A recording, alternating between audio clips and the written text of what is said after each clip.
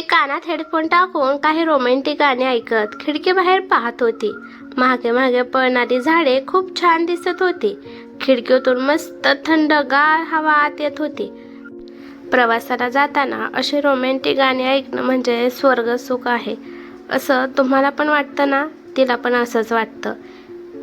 1990 मधील ती रोमॅन्टिक गाणी मनाला वेड लावून जातात.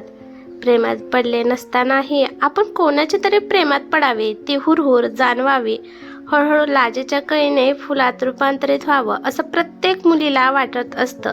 तिलाही असंच वाटत होतं की आपल्या आयुष्यात पण असं कोणीतरी यावं जो माझ्यावर मनापासून खूप प्रेम करेल, माझ्या गुणदोषासहित मला आपलंसं करेल, प्रत्येक निर्णयात माझ्या बाजूने ठामपणे उभे राहील, चांगल्या गोष्टीसाठी प्रोत्साहन करेल आणि कौतुक पण तितकेच करेल. मीही त्याच्यावर खूप प्रेम करेल, त्याच्या घरच्यांवर प्रेम करेल. खूप स्वप्न रंगली होती तिने आपल्या जोडीदाराबाबत. पण मुळातच आधीपासून थोडी शांत असणारी, लाजाळूचं झाड असणारी, कोणताही पटकन मिसळता न येणारी आणि आयुष्यात कधीही पटकन मित्र न बनवणारी अशी मुलगी म्हणजे निकिता. निकिता लहानपणापासूनच खूप लाजाळू होती. कुठेही ती पटकन मिक्स होत नव्हती, पण तरीही अभ्यासात खूप हुशार. नेहमी प्रथम क्रमांक येत होता तिचा शाळेत. स्टेज डेअरिंग पण खूप होती. ती स्टेजवर गेल्यावर भल्याभल्यांची दांडीगुल होत होती.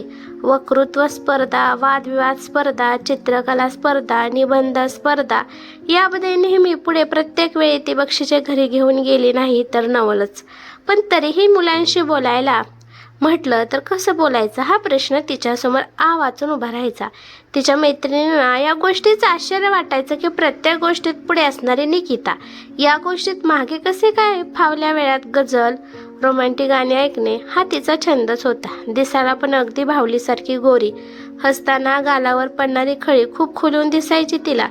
थोडे कुरळे असणारे लांब केस, त्यावर 4 चांद लावायचे, नाजूक ओठ, सरळ नाक आणि पाणीदार काळे डोळे तिला खूप शोभून दिसायचे. काही वेळेस स्तब्ध उभी राहिली आणि लांबून कोणी तिला पाहिले तर गोड भावलीच दिसायची ती. कॉलेजमधील कितीतरी मुले तिच्यावर मरायचे, पण ही कुणालाच भीक घालत नव्हती. मुळातच मुलांशी बोलताना ती घाबरायची. त्यामुळे तिने कधी मित्र बनवले नाही आणि प्रेमाच्या पण कधी भानगडीत ती पडली नाही. आज ती तिच्या मावस भावाच्या साखरपुड्याला तिच्या मावशीच्या घरी चालली होती. प्रवासात रोमॅन्टिक गाणी ऐकायला तिला खूप आवडत होते आणि निसर्गात रमून जायला तर खूपच. मावशीच्या गावाला झुळझुळ वाहणारी नदी, डोंगर दऱ्यातून खाली उतरणारे धबधबे आणि त्या पाण्याचा येणारा आवाज, सगळीकडे असणारी हिरवळ, गावाच्या बाहेरच्या बाजूला असणारी हिरवीगार शेती आणि त्यात डौलाने उभे असलेले पीक, परसदारात उभी असणारी नारळाची, सुपारीची झाडे, कैरी, काजू, फणस, शिंदोळे, वेगवेगळ्या मसाल्यांची रोपे, ती लाल माती आणि कौलारू घरे. किती मस्त वाटतं ना या वातावरणात.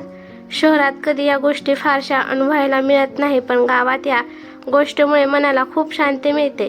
निकिता व तिच्या घरचे सर्वजण तिच्या मावशीच्या घरी पोहोचतात. साखरपुड्याची चांगली जय्यत तयारी केलेली असते मावशीने. सर्वजण छान तयार होऊन साखरपुड्यासाठी हॉलवर पोहोचतात. निकिताला हॉलवर पोहोचवल्या सर्वजण एकटक तिलाच बघत आहे हे समजल्यावर लाजल्यासारखे झाले होते. त्याच हॉलमध्ये कोणा एकाची विकेट गेली होती. तिला पाहताच लव्ह अँड फर्स्ट साईट म्हणतात ना तसे. मोरफंकी रंगाची बुट्ट्यांची साडी, मागे मोकळे सोडलेले पाठीवर उडणारे कुरळे केस, नाकात मोत्याची नथ, हातात मॅचिंग बांगड्या, कपाळावर उठून दिसेल अशी चंद्रकोर, गळ्यात ठुशी आणि हलकासा केलेला मेकअप, जणू स्वर्गातली अप्सरास भासावी तशी ती दिसत होती. हॉलमध्ये एंट्री केल्यावर सर्वांच्याच नजरा तिच्याकडे वळल्या होत्या. आता हा कार्यक्रम कधी एकदाचा पार पडतो आणि मी घरी कधी जातो असे तिला झाले होते. जो भेटेल तो तिला लग्न कधी करणार आहे हेच विचारत होता आणि तिला उत्तर काय द्यावे हे समजत नव्हते. सचिन, निकिताचा भाऊ, आज त्याचा साखरपुडा होता. त्याची होणारी बायको देखील खूप सुंदर होती आणि त्याचा जिवलग मित्र अंकुश होईल ती मदत त्या कार्यक्रमात करत होता. घरातील सदस्याप्रमाणेच त्याचा वावर होता. तिची मावशी तर नेहमी म्हणायची, मला एक नाही तर दोन मुले आहेत, एक सचिन तर दुसरा अंकुश. दोघांवरही ती सारखीच माया करत होती. अंकुश थोडा बडबडा, नेहमी इतरांना हसवणारा, इतरांना मदत करणारा, हसतमुख राहणारा, कोणाचंही मन त्याच्याकडून दुखावलं जाणार नाही याची तो काळजी घ्यायचा. दिसायला पण रुबाबदार, हिरोसारखी पर्सनॅलिटी, पण प्रत्यक्ष आयुष्यात पण हिरो. गावातल्या कितीतरी मुली त्याच्यावर जीव ओवाळून टाकायच्या, पण त्याला हवी तशी मुलगी अजूनही नव्हती भेटली. पण आज मात्र त्याची विकेट गेली होती निकिताला बघून. तिला बघताच त्याला त्याच्या हृदयाची धडधड स्पष्ट ऐकू येत होती. काहीतरी हरवले आहे आपले, पण काय ते कळत नव्हते. घरी जाताना, घरी पोहोचल्यावर, झोपल्यावर पण तीच समोर दिसत होती. आपल्याला काय झाले आहे? असे का होत आहे? याआधी तर असे नव्हते झाले. मग आताच का? जळी, स्थळी, काष्टी, पाषाणी त्याला तीच दिसत होती. पाषाणी त्याला तीच दिसत होती. स्वतःच गालात हसून आपलं तिच्या प्रेमात पडलो आहे याची त्याने स्वतःला जाणीव करून दिली. पण बोलायचे कसे तिच्यासोबत? ती तर आधीच खूप लाजळ आहे आणि घरी तर सर्वजणच असतात. मग तिच्याशी मैत्री कशी करायची? आपल्याच विचारात तो हरवला होता.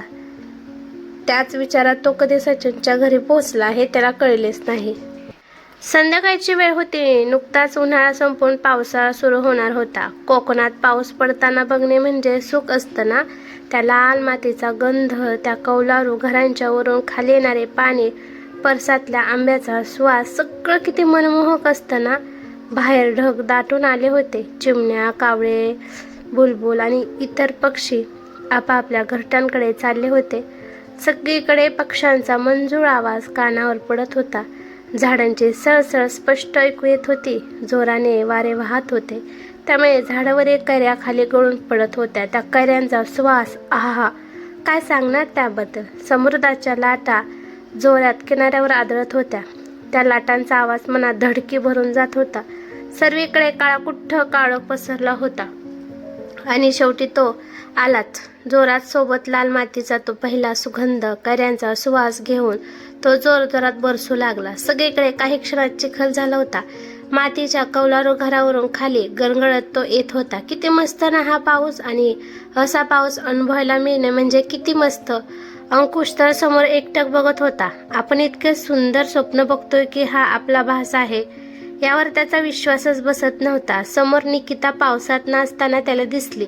त्या चिखलाच्या डोहात पाय गोल फिरवून ती दोन्ही हात पसरून गिरकी मारत होती. ओली चिंब निकिता त्यावेळी खूप मस्त सुंदर दिसत होती. अंकुश तर आधीच तिच्या प्रेमात अखंड बुडाला होता. अजून काय व्हायचं राहिलं होतं त्यांचं?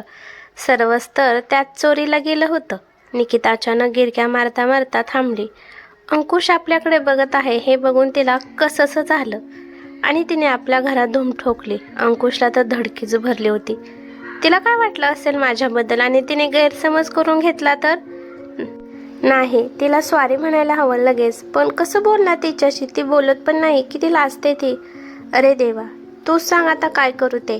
तो आकाशाकडे हात जोडून बोलत असताना सचिन तिथे आला आणि त्याला बघून हसू लागला. काय रे अंकुश, वेडबीड लागला आहे का तुला? असं काय एकटाच बडबड करतोस? एक आत, असं का पावसात थांबलास? चल आते. सचिन, हो आलोस, तू हो पुढे. अंकुश घरात गेल्यानंतर अंकुशची नजर निकिताचा शोध घेत होती, पण ती होती कुठे त्याची धडधड तर खूप वाढली होती. काय बोलावे हे पण कळत नव्हते. निकिता आरशासमोर स्वतःलाच निरखून बघत होते. स्वतःकडे बघताना गालात लाजत होती. अंकुश किती हँडसम आहे ना, आणि दादाचा जिवलग मित्र पण आहे. सगळेच किती कौतुक करतात त्याचं. त्याच्याकडे बघितल्यावर एक वेगळी जाणीव होते मला. याआधी असं कोणा मुलाला बघून झालं नव्हतं, पण याला बघून मला वेगळेच वाटतंय. आता पण तो माझ्याकडे बघत होता. छान वाटलं मला, पण का? आणि मी का त्याचा विचार करत आहे? निकिता, तू प्रेमात तर पडली नाहीस ना त्याच्या? तिच्या या विचाराने तिचेच हसू येत होते. कितीतरी वेळ ती तशीच आरशाकडे बघत बसली होती. सचिनने आवाज दिल्यानंतर ती बाहेर हॉलमध्ये आली. बाहेर आल्यावर पण ती अंकुशला शोधत होती, पण तो तिला कुठेच दिसला नाही. काय ग निकिता, कुणाला शोधत आहेस? काही हवंय का तुला? मावशी, काही नाही, ते आपलं असंच आलेस मी, असं म्हणून ती परत आपल्या रूमकडे गेली. आज ती किती छान दिसत होती ना, बरीच जण हृदय चोरणारी. अंकुश एकटाच बडबड करत बसला होता आपल्या रूममध्ये. तिच्याशी कसं बोलू, पण बोलायलाच हवं. तिच्याशिवाय कसं कळणार ते कसे आहे ते? ठरलं तर मग उद्याच तिच्याशी बोलेल. तसंही उद्या सर्व समुद्र किनाऱ्यावर जाणार आहेत, तेव्हाच तिच्याशी मैत्री करेल. पण ती करेल का माझ्याशी मैत्री? पण प्रयत्न करायला काय हरकत आहे? अंकुश आपल्याच विचारात हरवला होता. सूर्य उतरणीला आला होता. त्याचा तो तांबडा लालसर रंग सर्व आकाशात पसरला होता. आल्हाददायक हवा चारही बाजूने सुटली होती. पक्षी आपापल्या घरट्याकडे चालली होती. मच्छीमारांनी जाळे बाहेर काढून त्यातली मासे टोपल्यांमध्ये भरायला सुरुवात केली होती. समुद्रात गेलेल्या बोटी किनाऱ्यावर लागत होत्या. लवकरच मासळी बाजार भरणार होता. समुद्र किनाऱ्यावर समुद्राच्या लाटा जोरात किनाऱ्यावर आदळत होत्या. त्यातून शंख शिंपले खेकडे किनाऱ्यावर आदळत होते. मग वाळूत शंख शिंपले रुतून बसत होते. लहान मुले लाटांवर स्वार होऊन उड्या मारत होते. कुणी किनाऱ्यावर किल्ले बांधत होते, तर कुणी फुटबॉल, कबड्डी सारखे मैदानी खेळ खेळत होते. काही प्रेमी उगले हातात हात घेऊन वाळूवरून चालत होते, तर कोणी दगडावर बसून सूर्यास्त पाहत होते. काही जण वाळूवर आपले व आपल्या जोडीदाराचे नाव बदामामध्ये कोरत होते. काही लोक एका बाजूला मासे घेण्यासाठी गर्दी करत होते, तर व्यापारी माशांचा लिलाव करत होते. या सर्व गोष्टींचा साक्षीदार होता तो एकमेव म्हणजे समुद्र. या दगडावर बसून निकिता सुद्धा सूर्यास्त पाहण्यात गुंग झाली होती. त्या सूर्यास्ताकडे बघत आपल्या भविष्याची स्वप्ने ती बघत होती, तर इतर मंडळी समुद्र किनाऱ्यावर इकडे तिकडे पांगली होती. अंकुशने आज ठरवलंच होतं तिच्याशी मैत्री करायची म्हणून. हाय निकिता, कशी आहेस? तिच्याकडे जात त्याने तिला विचारले. हाय अंकुश, मी मस्त आहे, तू कसा आहेस? जरा चाचरतच ती म्हणाली. मी मस्त निकिता. मी बसू का इथे? हो हो बस ना. निकिता, तू इतकी का लाजतेस माझ्याशी बोलायला? तू आल्यापासून बघतोय मी खूप शांत असतेस, फारशी बोलत नाही का बरं? असं काही नाही, मी थोडी शांत आहे म्हणून. आणि पटकन नाही बोलता येत ना मला, बाकी काही नाही. असं होय. निकिता, एक विचारू, तुला राग येणार नसेल तर? हो विचार ना, नाही राग येणार मला. मैत्री करशील माझ्याशी? मला आवडेल तुझ्याशी मैत्री करायला. मैत्री करशील माझ्याशी? मला आवडेल तुझ्याशी मैत्री करायला. यावेळी निकिता शांतच असते. ही शांतता अंकुशला सहन होत नाही. तो शांततेचा भंग करून परत एकदा तिला विचारतो. थोडा विचार करून निकिता त्याला हो म्हणते. यावर तो जोरात यस म्हणतो. थोड्या वेळाने त्याला त्याच्या या कृत्याचे वेगळेपण जाणवते, पण निकिता मात्र त्याच्याकडे बघून हसत असते. हळूहळू त्यांची मैत्री खूप घट्ट बनत जाते. निकिता आता मनमोकळेपणे सर्वांशी बोलत असते. शांत राहणारी मुलगी आता सतत बडबड करत असते, इतरांना हसवत असते. शांत राहणे म्हणजे काय हेही ती विसरून जाते. प्रत्येक गोष्टी तिचा पुढाकार वाढलेला असतो. लाजणारी निकिता कुठेतरी लांब गेलेली जाणवते सर्वांना. घरच्यांना तिच्यातला हा झालेला बदल खूप आवडतो. हे जे काही झाले आहे ते अंकुशमुळे झाले आहे म्हणून त्याचे आभार पण मानतात. आणि त्यांना हे पण कळून चुकते की ही दोघे एकमेकांच्या प्रेमात अखंड बुडाले आहे. पण पुढाकार मात्र कोणीच घ्यायला तयार नव्हते. शेवटी सचिन डायरेक्ट अंकुशला विचारतो की तू माझ्यापासून काहीच लपवून ठेवू नकोस, जे आहे ते उघडपणे बोल. निकिता कशी काय इतकी बदलली आहे? त्या प्रश्नावर तर अंकुश पूर्णपणे घाबरून गेला होता. आता काय सांगू याला की मी प्रेम करतो तिच्यावर? त्याने असं सांगितल्यावर तो समजून घेईल का मला? अंकुश, कसला विचार करतोस तू इतका? मी काय विचारलं तुला, सांग लवकर. आता सचिनचा आवाज वाढलेला होता. त्याच्या अशा पद्धतीने विचारण्याने अंकुश शांतच राहतो. अरे तुला ऐकायला आलं नाही का? मी काय विचारलं ते बोल ना. तोंड शिवलं का तुझं आता? निकितावर प्रेम करतोस ना? अरे बोल ना. हो हो हो. सचिन स्वतःच्या डोक्याला हात मारून घेतो आणि जोरात बोलतो. लाज नाही का वाटत तुला असं सांगायला? सॉरी सचिन, पण मला खूप आवडते रे ती. प्लीज समजून घे ना मला. प्रेमात पडलो रे मी तिच्या. हो मग मी काय करू? तिला माहीत आहे का हे केलं का? तिला प्रपोज तू? नाही सांगितलं मी तिला अजून. अरे बावळटा, कधी सांगणार मग तिला? तिचं लग्न झाल्यावर का? काय? अंकुश तर एकटक सचिनकडेच बघत बसतो. अरे असं काय बघतोस भूत बघितल्यासारखा? तुझी परवानगी आहे सचिन आम्हाला? अरे माझीच काय, पण सर्व कुटुंबाला तो आमचा जावई म्हणून पसंत आहे. आता लवकरच तिला प्रपोज करा आणि आम्हाला गुड न्यूज सांगायला ये, कळलं का दाजी साहेब? दाजी काय रे तू आपलं? अंकुशच बोल मला. असं म्हणून दोघे एकमेकांना आलिंगन देतात. उद्याच मी तिला प्रपोज करतो, असं मनाशी ठरवून तो आपल्या घरी परत गेला. सकाळी सचिन अंकुशला फोन करून सांगतो की मी संध्याकाळी निकिताला घेऊन समुद्र किनाऱ्यावर येतो, तू पण वेळेवर ये आणि तिला आपल्या मनातलं सर्व सांगून टाक. मी आहे तुझ्या पाठीशी, काळजी करू नको. चल ठेवतो मी फोन, बाय. आजच गावातल्या सरपंचाचा मुलगा निशांत शहरातून आपल्या घरी परत आला होता. सरपंच म्हणजे भारदस्त व्यक्तिमत्व, प्रेमळ, सर्व गावाला समजून घेणारे, आपल्यासोबत गावाला घेऊन चालणारे, सतत गावाच्या भल्याचा विचार करणारे. गावात त्यांना खूप मान होता. त्यांचा शब्द झेलायला सर्वच तयार असतात. त्यांनी त्यांचा एकुलता एक मुलगा निशांत याला शिक्षणासाठी शहरात पाठवलेले होते, पण शहरात जाऊन वाईट संगतीत पडून निशांत पूर्णपणे बिघडलेला होता. ज्या ज्या सवयी चांगल्या माणसाला नको त्या सर्व सवयी त्याला लागलेल्या होत्या. अभ्यासात पण नेहमी कॉफी करून पास व्हायचा. मुलींना फिरवायचं, सिगरेट, दारूचं व्यसन खूप होतं. मारामारी करणं तर त्याला नवीन नव्हतं. खूप अहंकारी, जे पाहिजे असेल ते तो मिळवत असे. मग साम दाम दंडभेद या चारही गोष्टी वापरायला लागल्या तरी चालेल, पण ती गोष्ट तो मिळवून राही. त्याला नाही म्हटलेलं कधीच आवडत नव्हतं. ज्या दिवशी अंकुश निकिताला समुद्र किनाऱ्यावर प्रपोज करणार होता त्या दिवशी तो पण समुद्र किनाऱ्यावर गेला होता. फिकट आकाशी रंगाचा पायघोळ वन पीस तिने घातला होता. मोकळे पाठीवर रुळणारे कुरळे केस मागे सोडले होते. त्या आउटफिटमध्ये ती खूप उठून दिसत होती.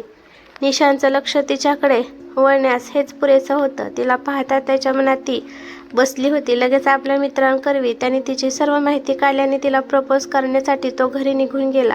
इकडे अंकुश समुद्र किनाऱ्यावर पोहोचला होता. परत एकदा निकिताला बघून त्याची विकेट पडली होती. त्याच्या हृदयाची धडधड जोरात होत होती.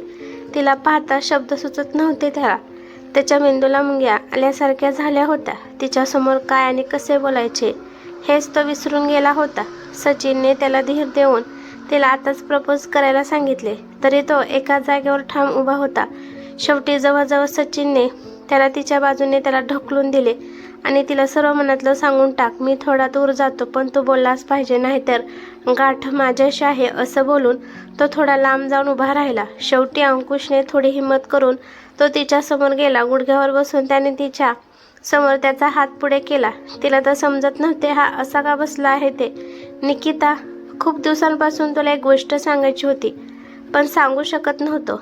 आज ती गोष्ट तुला मी सांगणार आहे, पण तुझं उत्तर हो असेल अशी आशा करतो मी. निकिता, माझं तुझ्यावर खूप प्रेम आहे.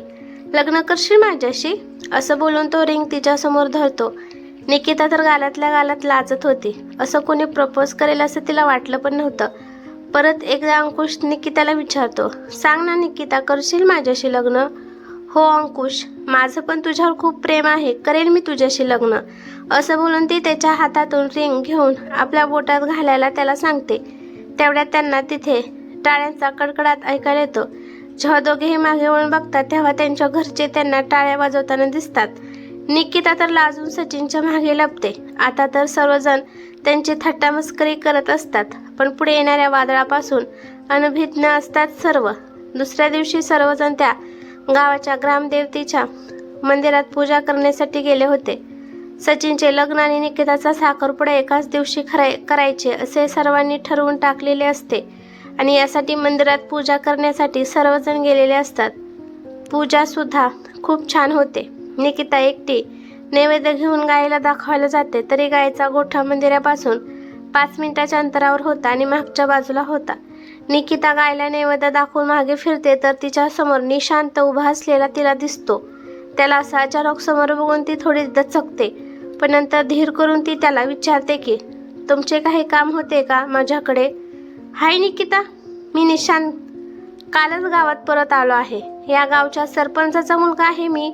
शहरात असतो. मी काल तुला समुद्र किनाऱ्यावर बघितलं. तू या गावात नवीन आहेस ना? काय माहीत आणि तुम्ही हे सर्व मला का सांगत आहात?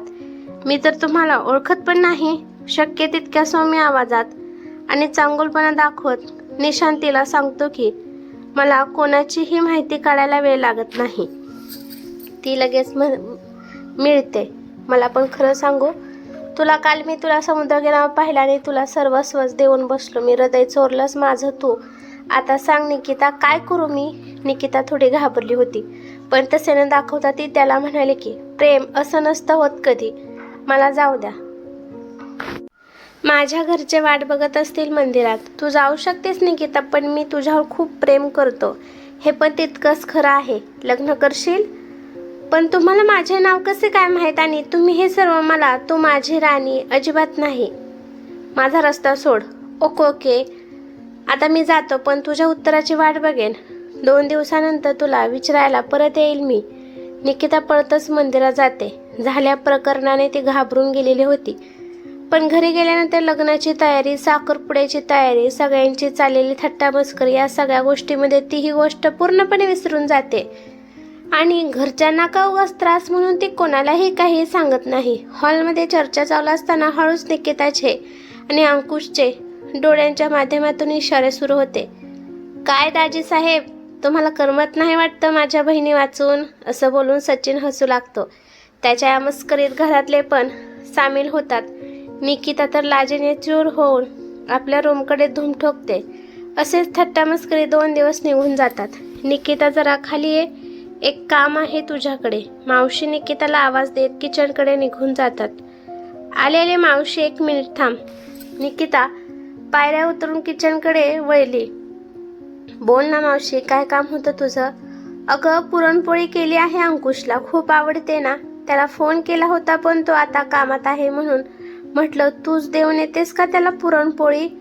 मावशी एवढंच ना, त्यात काय, येते की देऊन. कोणीतरी लगेच तयार झालं आहे अंकुशकडे जायचं म्हटलं तर. हो ना, काय ग मावशी, तू पण का आता? जा मग. मी नाही जात, तू दादालाच पाठव त्याच्याकडे. बघू चेहरा तुझा. मावशीने तिचा चेहरा आपल्या हातात धरून, तुला मस्करी पण कळत नाही का ग? जा लवकर, मी सांगून ठेवलं आहे त्याला तू येत आहे म्हणून. खुश होतच ती त्याच्या घरी पोहोचली. दारातच अंकुश उभा होता तिची वाट बघत. किती ग वेळ निकिता, असं करतात का? किती वेळ लावलास? 10 मिनिटात तर आले मी. असा कोणता उशीर झाला मला? माझ्यासाठी 1 मिनिट पण 1 तासासारखं आहे. तुला काय सांगू? बास कर आता, मला जायचं आहे लवकर घरी. आता चालीस आणि निघालीस पण, असं काय करतेस? बरं ठीक आहे, बसते, पण थोड्या वेळ, जास्त वेळ नाही बसता येणार मला. ओके राणी सरकार, आपला हुकूम मानायला आम्ही तयार आहोत. बराच वेळ दोघांच्या गप्पा सुरू असतात. त्या गप्पाच्या नादात किती वाजले यावर त्यांचे लक्ष देखील जात नाही. मावशीचा फोन आल्यानंतर ती तेथून घरी जायला निघते.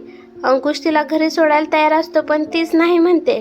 घर तसंही जवळ आहे, मी जाईन आणि घरी पोचल्यावर तुला फोन करील, असे बोलून ती तेथून जाते. थोडे पुढे गेल्यानंतर तिच्या समोर निशांत उभा असलेला तिला दिसतो. त्याला बघून लगेच तिला त्याचे बोलणे आठवते. त्या क्षणी तिच्या चेहऱ्यावरचे हावभाव बदलतात. त्याच्याकडे दुर्लक्ष करून ती पुढे निघून जाणार असते, तर तो तिचा हात पकडून तिला मागे खेचतो आणि पुन्हा एकदा तेच विचारतो. मला जाणून घ्यायचे आहे तुझे उत्तर. करशील ना माझ्याशी लग्न? सांग ना निकिता, तुला एकदा सांगितलेलं कळत नाही का? माझं दुसऱ्या मुलावर प्रेम आहे आणि लवकरच लग्न पण होणार आहे. मग मी तुला हो का म्हणू? रागाने निकिताचं अंग थरथरत होतं. तिच्या बोलण्याने निशानला खूप राग आला होता. आज कोणीतरी त्याला नाही म्हणाले होते, पण तसे न दाखवता तो परत एकदा विचारतो. निकिता, खरंच खूप प्रेम करतो ग मी तुझ्यावर. राणीसारखे ठेवील तुला. तुला जे पाहिजे ते देईल मी. तुझं फक्त एकदा हो बोल. जगातील सगळी सुख तुझ्या पायाशी आणून ठेवील. तू जे म्हणशील ते करेन, पण तू एकदा हो बोल. अजिबात नाही. निशांत, एक तर मी तुला नीट ओळखत पण नाही. असं कसं काय तू मला लग्नाविषयी विचारू शकतो? तू कितीही काही कर, पण मी नाही म्हणणार आहे. हे बघ निकिता, मी तुझ्यासाठी साडी पण आणली आहे. ही बघ, आणि ही बघ, हिऱ्याची अंगठी बघ ना, तुझ्या बोटात खूप छान दिसेल ही. निशांत तिला साडी दाखवत होता आणि त्याच्या हातातली अंगठी तिच्या बोटात घालण्यासाठी तो गेलाच होता, तर निकिताने सनकन त्याच्या कानाखाली ठेवून दिली. तिने त्याच्या हातातली साडी आणि अंगठी हाताने दूर ढकलून दिली. त्याच्या अशा वागण्याने निशांत मात्र चांगलाच भडकला होता. निकिता, तुला परत एकदा विचारत आहे, तू लग्न करशील ना माझ्याशी? वेळ लागल्यासारखे निशांत तोच प्रश्न वारंवार विचारत होता आणि निकिता नाही म्हणत होती. निकिता त्याला ढकलून देऊन ती पुढे चालू लागली. तसं तिला त्याने मागे ओढून घेतला आणि एक किंकाळी ऐकू आली. ती म्हणजे निकिताची. आसमंत फाटेल अशी किंकाळी तिच्या तोंडून बाहेर पडली. आजूबाजूला काम करत असलेली लोक तिच्या आवाजाने बाहेर आली. त्यातीलच एका मुलाने अंकुशने तिथे बोलवून घेतले. अंकुशने तिला पाहिल्यावर त्याच्या पायाखालची जमीन सरकली होती. तरीही धीर करून तो तिला हॉस्पिटलला घेऊन गेला.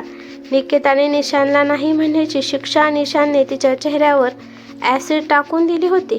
त्यामुळे तिचा अर्धा चेहरा प्लॅस्टिकप्रमाणे वितळत होता. कितीही नीच कृत्य. प्रेम ही नैसर्गिक भावना आहे. त्याग, समर्पण आहे. जोडीदाराच्या आनंदात आहे.